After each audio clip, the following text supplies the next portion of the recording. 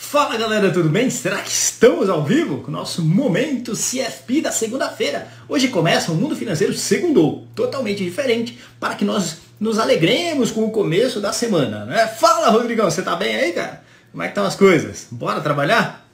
Vamos lá, vamos aguardar a chegada do nosso companheiro, professor Eduardo Tavares. A Alessandra já está entrando aí, tudo bem com você, Alessandra? Espero que esteja bem. O Du está chegando aí, ele está a caminho, está vindo pelas conexões. Moara Rodrigues, espero que você esteja bem também. Professor Eduardo, como é que você está? E aí, tô bem. E você? Eu estou muito bem. Muito bem. Hora de trabalharmos, né? Bora trabalharmos. Sabe do que nós vamos falar hoje? CFP! Exato, mas mais exatamente do módulo 2 de ações, de modelos de precificação e de retorno exigido pelo investidor. Olha que interessante. Muito bom, hein? Muito bom. Deixa eu te perguntar uma coisa. Vocêzinho, né? Vocêzinho, se você for lá no Tesouro Direto, né, e você investir num título para 5 anos, um título pré-fixado, sabe que taxa que você vai conseguir? Depende do título, mas perto da Selic e mais a inflação, se for uma NTNB e tudo mais, né? Tá lá a taxa, né? Você vai buscar um título pré-fixado, né? Então, exatamente isso. Vai te pagar a Selic esperada, mais um prêmio pelo risco, né? Inflação e tal. Você vai conseguir hoje uns 7,20% ao ano, alguma coisa assim, tá certo? Então, essa é a taxa livre de risco, né? O que a gente chama de taxa livre de risco. Uma LTN para 5 anos. A gente sabe que tem risco de mercado, mas se você segurar até o final, você ganha esse 7,20. Então, dentro do Brasil, em reais, essa é a taxa livre de risco, portanto, 7,20. Pergunto euzinho para o senhor. Se você for investir no mercado de ações, né?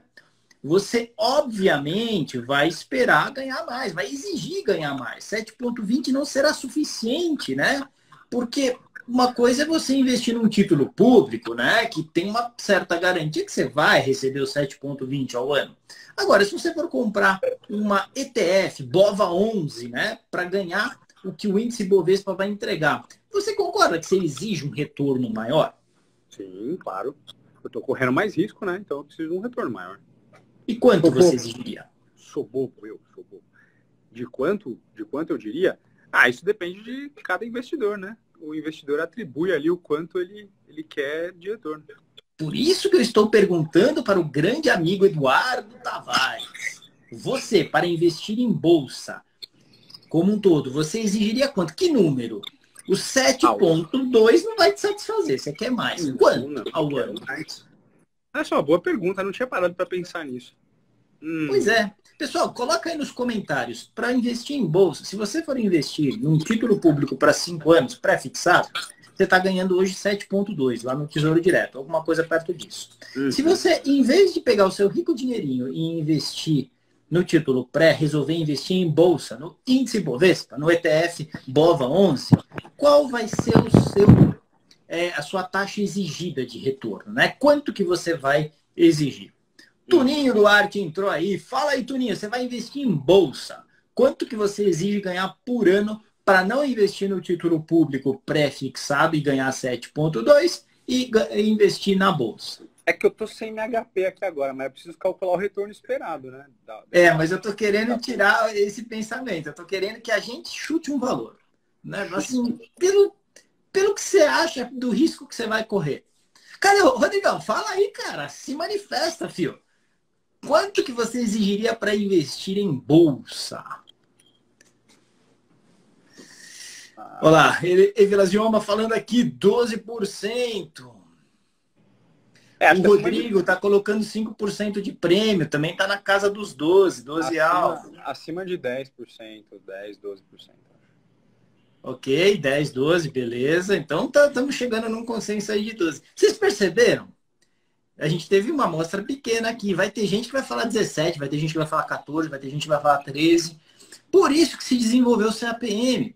Essa foi a motivação do negócio. Porque os caras pensaram, ok, taxas pré-fixadas, títulos públicos, você tem lá no mercado uma taxa. Então o cara vai lá e toma aqueles recursos a uma determinada taxa, o governo, né? O investidor vai lá e compra o título. E aí, se a taxa não estiver satisfatória, o que o governo tem que fazer? Tem que aumentar a taxa para conseguir tomar os recursos. Então, você tem um equilíbrio de taxas. Mas para investir em ações, o que a gente faz é o seguinte, a gente projeta os ganhos, né, o fluxo de caixa que aquela ação vai gerar ao longo do tempo e traz a valor presente com o retorno exigido. Né, que é isso que eu perguntei para você, que eu estou perguntando para o pessoal qual que é. Só que o grande X da questão é que cada amiguinho vai colocar um, né? Então, cada branquinho também, cada azulzinho também. Vai colocar um determinado valor, uma determinada taxa. Então, um vai colocar 12%, outro vai colocar 13%, né? E assim por diante. Esse depende, é o problema. Vai depender de quão agressivo você é. Eu estou numa live, posso ir daqui a pouquinho? Pode ser seu grau de tolerância a risco. Quanto mais risco você está disposto a tomar, menor tende a ser esse retorno exigido, né? Se Exatamente. Você tolera muito risco, você vai exigir menos retorno. Exatamente. Agora pensa comigo, investir em bolsa já tem um risco embutido que é o que a gente chama de risco sistemático. Sim. O que é o risco sistemático? Se você pegar uma carteira geral da bolsa, o Ibovespa, ele busca representar essa carteira, tá certo? Então, olha só, o Ibovespa tem 60 e poucas ações, né, o índice Ibovespa, que imagina que aquilo é representativo do mercado de ações. Então, existe um prêmio que diz o seguinte, ok, investidores, não invistam na renda fixa, invistam na renda variável. Em troca, você vai receber este prêmio. Tá certo? Que é o que a gente chama de prêmio de risco de mercado. Legal? Muito bem. Então, lá atrás, né, começou com Markowitz, aí Sharpe avançou bastante nesse modelo, né? Isso veio a ser chamado, né, o CAPM, o Capital Asset Pricing Model, né? E nesse Capital Asset Pricing Model, olha só, o que o Sharpe falou? Que para a gente determinar o retorno exigido de uma forma mais objetiva, sem ficar nesse chute que o Felipe quer quanto, o Du quer quanto, o Toninho quer quanto, o Tuninho, né, quer quanto, o Rodrigo quanto, assim por diante, ele montou um modelo chamado CAPM, que é esse modelo aqui, ó. O retorno esperado é a taxa livre de risco mais beta vezes RM menos RF. Mas aí você pode estar se perguntando, mas o que é cada uma dessas letrinhas sem vergonhas? Muito bom. RF é a taxa livre de risco, a chamada taxa Selic, tá? Mas cuidado, essa taxa Selic não é essa taxa de 2% que nós estamos vivendo hoje. Essa taxa Selic é a taxa pela qual eu consigo investir num título pré-fixado para os próximos 5 anos, que normalmente é uma estimativa da Selic acumulada de hoje para 5 anos, mais um prêmiozinho pelo risco. Então, como que eu utilizaria o CAPM? De cara, eu preciso ganhar o RF, que é o 7,2, tá certo? E aí eu vou ganhar mais beta RM menos RF, tá certo? Eu vou só pegar a minha lousinha aqui. Me desculpem, tive que me movimentar aqui. Mas eu vou pegar a minha lousinha para mostrar isso para vocês de uma forma, digamos, mais lúdica, tá certo? Então, enquanto você está pegando aí, só ver comentários aqui. O Rodrigo falou que depende de qual é a sua referência, né? Onde você está ancorado. Acho que é por isso mesmo que usar o CAPM pode ser uma boa ideia, né? Para você ser um pouco menos... reduzir um pouco o efeito da ancoragem e de repente ser mais objetivo, né? Se bem que tem vários críticos do CAPM, mas acho que ajuda um pouco nisso, né? A reduzir vieses comportamentais, porque é com base em número, né? Com base em cálculo. E aí perfeito. Desculpa, pode falar. Não, é só mais um outro. O Toninho falou que queria uma orientação para a gente avisar a hora para poder falar. Pode postar aí, Toninho, que a gente responde. E como tem um atrasozinho entre o que a gente fala e o que chega para vocês, se deixar para o final, talvez não dê tempo de você postar e a gente saia da live. Então pode ir postando aí que a gente responde mais para o final. Legal, muito bom. Exatamente isso que você estava falando, porque como as pessoas têm diferentes níveis de aversão a risco, cada pessoa acaba vindo com o valor esperado. O CAPM é uma tentativa de quantificar esse valor exigido pelo acionista, né? Então, olha só, O que a gente diz, essa fórmula você vai encontrar lá na Planejar, no formulário. Diz o seguinte, o valor que você está buscando é o retorno livre de risco mais beta, e aí este prêmio aqui que eu já vou explicar o que, que é. Vamos imaginar que hoje você consegue investir livre de risco a 7,2% lá no título público, legal? Então o enunciado já vai dizer, a taxa livre de risco é 7,2%. Ela diz o seguinte, ela pode dizer que o retorno esperado para o mercado, e aí, sabe o que é esse retorno esperado para o mercado? Não é o mercado municipal, o mercado central aqui em São Paulo. Esse retorno é o retorno do mercado de ações. É o que se espera que o mercado como um todo vai render. Tá? Então, o enunciado muitas vezes vai dizer o retorno esperado do mercado, ele é, sei lá, 12%. Né? E quando fala isso, ele diz o seguinte, se o retorno esperado do mercado é 12%, e essa taxa livre de risco ela continua no 7,2%, que é normalmente como a Planejar coloca esse problema, o que, que acontece? Você vai exigir o 7,2% mais essa diferença aqui, que é o prêmio de mercado. Então, RM menos RF é o prêmio, tá certo?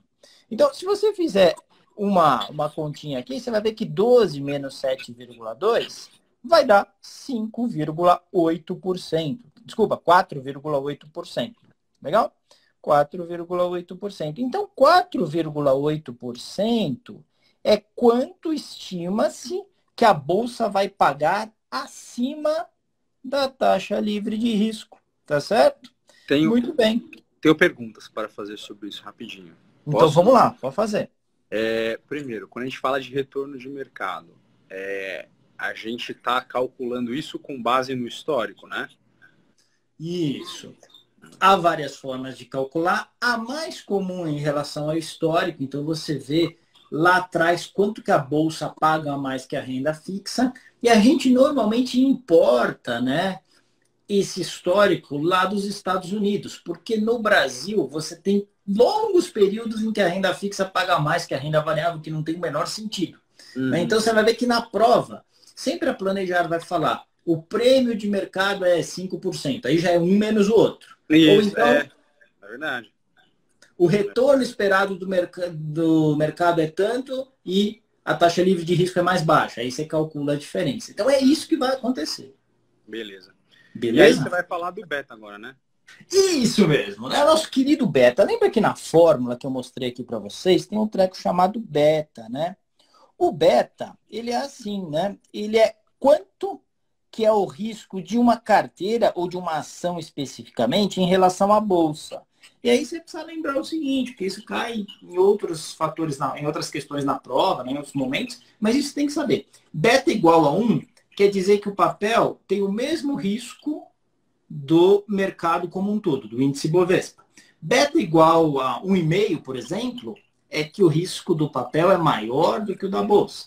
Beta meio, 0,5, quer dizer que é menor. Então, esse beta é quanto que eu vou apropriar do risco de mercado para esse papel específico. Tá? Uhum. Então, imagina que eu esteja trabalhando... É o risco de mercado, é isso, né? É o risco não diversificável, o beta, certo?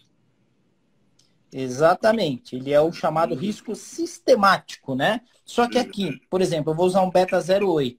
Quer dizer que, para este papel especificamente, eu aproprio um beta de 0,8. Então, ele é menos arriscado que o mercado. Tá certo? O beta me diz o que acontece com um ativo ou uma carteira em função do que acontecer com o mercado, certo? Então, um beta, como eu falei, de 0,8. Se a bolsa subir 10%, a gente espera que o papel suba 8%. Se a bolsa cair 10%, a gente espera que o papel caia 8%. Tá certo? Essa que é a ideia. E aí eu consigo fechar a conta aqui, né? Vê se você me ajuda com a conta, que eu tô sem HP na mão. Vixe, eu também tô. Não, tudo bem. A gente faz junto aqui, então. 7,2, né?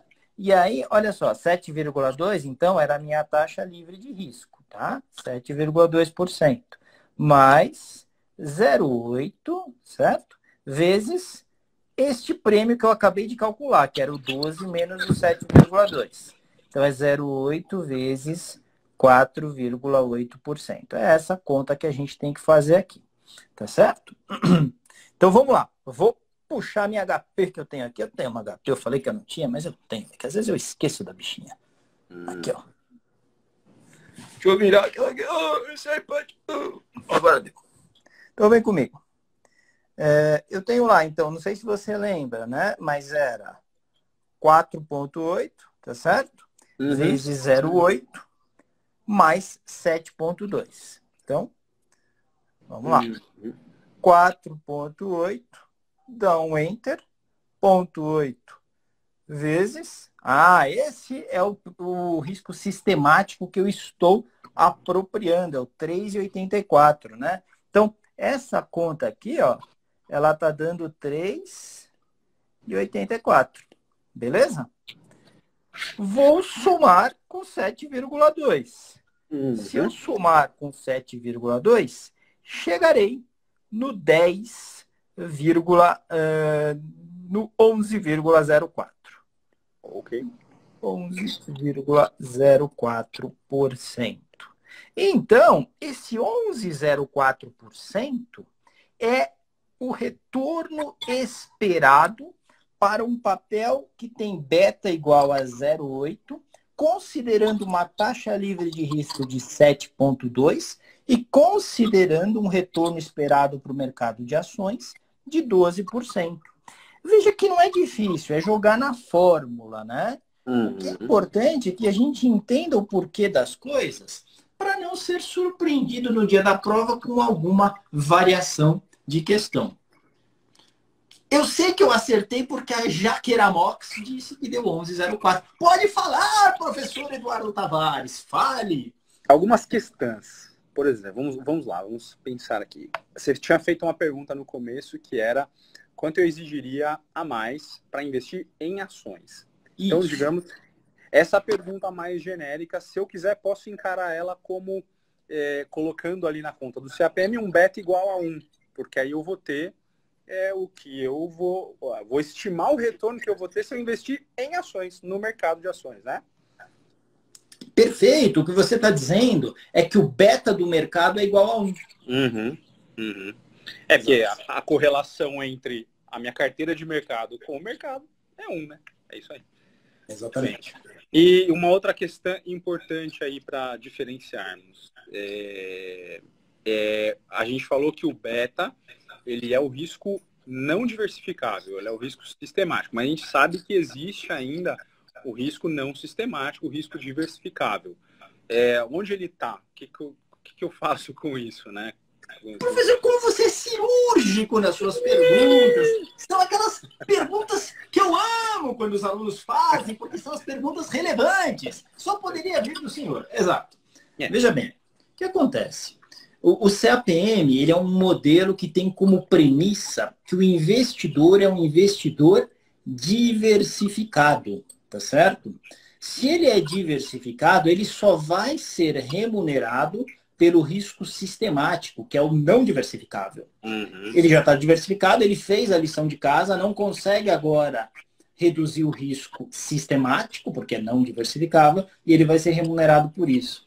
E essa é uma das críticas ao CAPM, porque o CAPM diz que somente será remunerado pelo risco sistemático. Mas a gente sabe que o investidor, de um modo geral, ele não é bem diversificado. Então, ele acaba tendo que ser remunerado por outros pontos. Mas quando você estiver falando de CAPM, meu caro, esqueça o outro risco. Lembra que o risco total a gente mede pelo desvio padrão da carteira, né? Que é o que a gente chama de sigma. Mas o CAPM diz que o neguinho, o branquinho, o azulzinho, o amarelinho, vão ser todos remunerados tão somente pelo risco não diversificável, risco sistemático. Isso, exatamente. Agora, é interessante, né? Porque se eu for calcular o retorno esperado para uma ação, fica estranha essa história, né? Porque para uma ação, claro que não é diversificado, né? Mas você parte do pressuposto que a carteira do cara que está olhando essa ação específica, que é a carteira que ele já tem, é uma carteira diversificada. Então, quando ele está analisando esse ativo, ele vai colocar mais um ativo em uma carteira diversificada. É essa premissa que está por trás do CAPM, e ela é fonte de críticas de especialistas do mercado, acadêmicos, e, enfim, tem uma lista. E até essa crítica faz sentido, né? Porque a gente sabe que não é bem assim, né? Pessoal, nem todo mundo tá diversificado, mas enfim. Muito bom, muito bom. Beleza, gente? Amanhã nós vamos resolver questões relativas ao CAPM. Amanhã não, desculpa. Quarta-feira, questões relativas ao CAPM, que sempre aparecem na prova. Você não pode perder a live de quarta-feira, porque vai ser decisiva no seu entendimento de que tipo de questão que aparece falando sobre o CAPM. Sim, vamos ver comentários aqui, rapidão. A Jaque Ramos, ou Jaqueira Mox, ela comenta o seguinte, ó, eu já fiz alguns exercícios na faculdade sobre isso, CAPM, e sempre ficava na dúvida de qual retorno de mercado usar. Digo, na vida real, isso vai depender do setor e indicadores do mesmo, ou usa a bolsa geral? A gente costuma usar o retorno de mercado, né? Pegando, sei lá, a carteira mais representativa, certo? Que é o Ibovespa. O problema é que a gente não sabe qual será esse retorno, né? E a gente, normalmente, deve olhar para frente e deve colocar o retorno que se espera. Como não se sabe, a gente olha para o passado, a gente importa o que eles fazem lá nos Estados Unidos. Se você entrar no site do professor Damodaran, que é um dos pais do valuation, dos papas do valuation atualmente, né? Esse cara, ele todos os dias ele divulga lá qual é o retorno esperado do mercado. Está na casa aí de 4,8%, 5%, dependendo da metodologia. Então, a gente sempre usa algo entre 4,8% e 5,5%, tá? É mais ou menos isso que a gente utiliza. Boa. E tem aqui a pergunta do Tuninho, que é o seguinte, ele queria saber qual certificação tirar para ajudar ele a se tornar um bom trader e, quem sabe, até gerir o capital de terceiros. Bom, para gerir o capital de terceiros, você é obrigado a tirar o CGA, né? Não tem outra alternativa. Então, e a CGA acaba ajudando a ser um bom trader, né? Porque você vai ter conceitos de economia, de montagem de carteira. Então, acho que é bem completa, né? Para quem tem essa intenção aí, certo? Eu acho que eu iria junto com você. Acho que CGA é uma das mais recomendadas aí, né? Legal. E precisa entender um pouquinho melhor qual estilo de trading também, mas o CGA ele cobre isso de uma forma bastante ampla. Exato, agora se você pensa em ser um trader do seu próprio patrimônio ali, fazendo day trade ou mesmo swing trade, aí acho que é bom ter noções de análise fundamentalista e boas noções de análise técnica também. Acho que essas duas disciplinas aí são as essenciais. É isso aí. E aí, se ele perguntar agora se o mundo financeiro terá preparatório para o CGA, nós dizemos que... Yes, estamos na boca e já sai o nosso preparatório CGA. Fique de olho, 2021 não perde por esperar. Nós vamos socar 2021. Com carinho. Socar 2021, interessante esse termo. Nós fomos socados por 2020, agora vamos socar 2021. Abraço. Eduardo Tavares, eu agradeço a sua companhia aqui, eu agradeço a companhia de todos, Rodrigão. Estava aqui também, eu não consigo falar o nome dele. Aqui o Bulgaride sempre nos prestigiando. Um abração aí, meu amigo. Um abração para Jaqueira Mox, pro Tuninho, para todo mundo aí. Vamos que vamos, tamo junto aí de volta. Momento Ancora amanhã, momento CFP na quarta. Valeu? Adiós. Tchau.